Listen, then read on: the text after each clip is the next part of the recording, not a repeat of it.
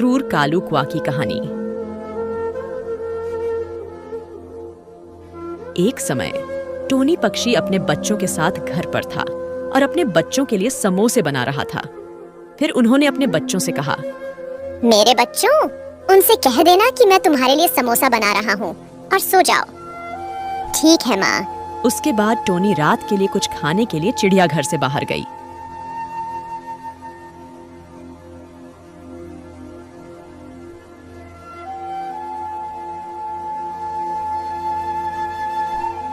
फिर उसने एक जगह रखी और देखा कि वहां एक कबूतर है, तो उसने कबूतर से कहा, हेलो कबूतर, तुम कैसे हो?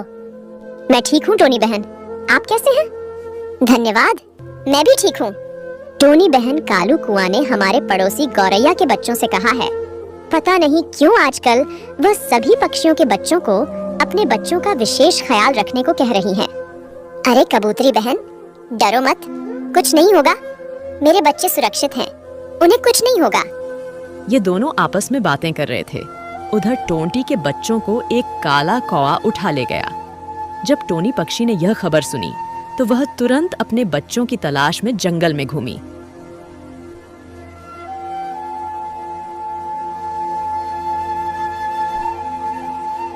हे भगवान, मेरा बच्चा कहाँ है? कहीं उन्हें काले कौवे ने तो नहीं बुलाया है, या वे जंगल में खो सकते हैं। उन्हें सोने और बाहर न निकलने के लिए भी कहा गया। हे भगवान, अब मैं क्या करूँगा?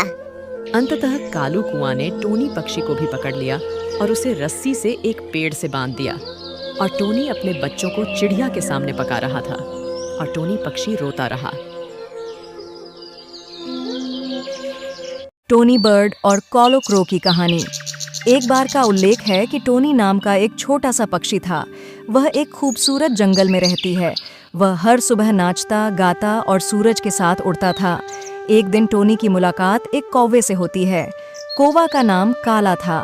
काला बहुत बड़ा और जिंदा दिल था, लेकिन वह उससे बहुत धीरे से बात करता था। टोनी और काला बात कर रहे हैं। काला कहता था कि वह सभी जीवित प्राणियों का राजा है और वह हमेशा खुद को बड़ा और मजबूत महसूस करता है। चीता चौंक गया और बोला, तुम बहुत बड़े और बहादुर नहीं दिखते, तुम्हें तो बस खाना चुराना पसंद है। काला उसकी बातों से आश्चर्यचकित हो गया और उसे कीचड़ में ले गया।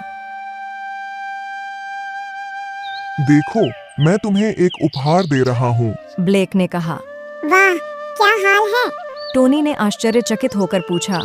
काला ने कहा, उस गंदगी के ढेर में एक सोने का पिंजरा है। टोनी ने उसकी बात सुनी और सोचा कि यह प्रयोग करने का अवसर है। टोनी स्वीकार करता है और प्रतियोगिता शुरू होती है। उन्होंने अपनी सभी तस्वीरें जैसे उड़ान, कला, नृत्य और गायन ली। काला उसे गौर से देख रहा था।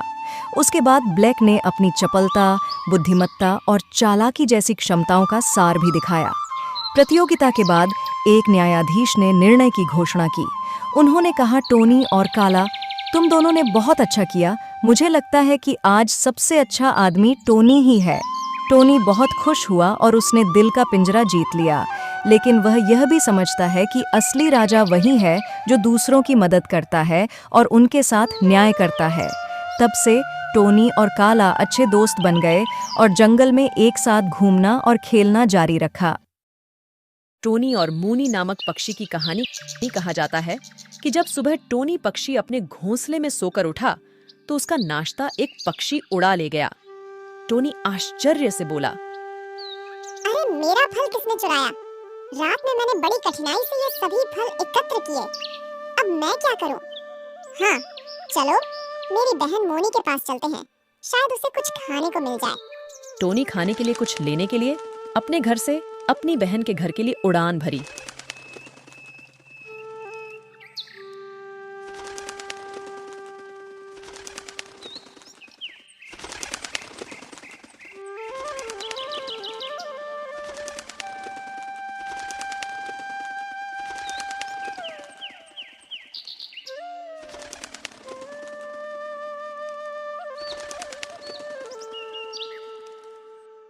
टोनी अपनी बहन के घर पहुंचा और बोला, हेलो मोनी, आप कैसी हैं?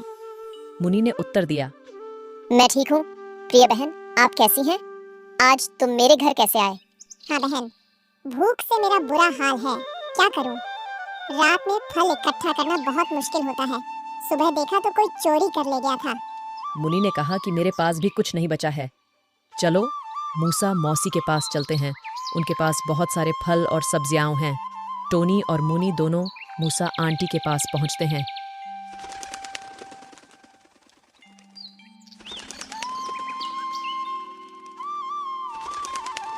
मूसा मौसी, मुझे इस बर्तन में कुछ फल दे दो।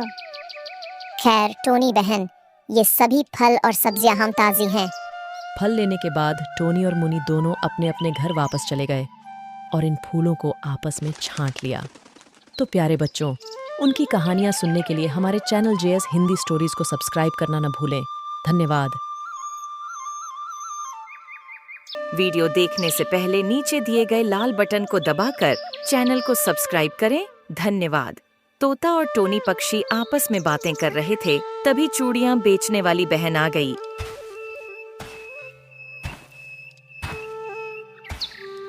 तो तोते ने कहा कि हम बहुत खुश हैं क्योंकि हम तुम्हें जानते हैं और हमें चूड़ियों की भी जरूरत थी। क्या आप अपनी चूड़ियां देखना चाहती हैं? हाँ तोता बहन, मैं तुम्हें अपने सभी पक्षी दिखाऊंगा। तो नीले पक्षी ने उन चूड़ियों को उसके सिर से नीचे उतार दिया। तभी तोते ने कहा, चलो हम कालू कुआं के घर जा रहे हैं, तुम भी साथ चलो। कालू कौवा की शादी हो गई, आज उसकी शादी है। हाँ तोता बहन, क्यों नहीं, मैं भी तैयार हूँ। इतने में टोनी कहने लगा, रुको, मुझे घर जाकर अपने बच्चों को खाना खिलाना है। तुम दोनों जाओ, मैं बाद में वापस आऊंगा। फिर टोनी पक्षी घर जाने लगा।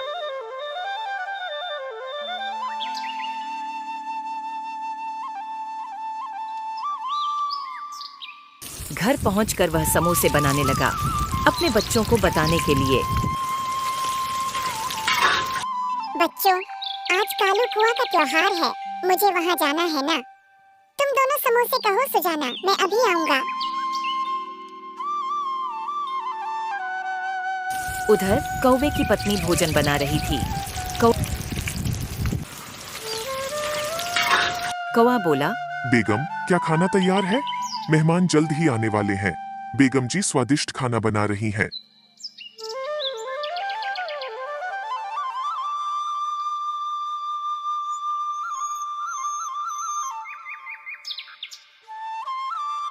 थोड़ी देर बाद सभी पक्षी कालू कुआं के घर आए और सभी ने अपना भोजन किया और आपस में बातें करते रहे। प्यारे बच्चों, अगर आप ऐसी और कहानियां देखना चाहते हैं तो हमारे चैनल को सब्सक्राइब करें। धन्यवाद।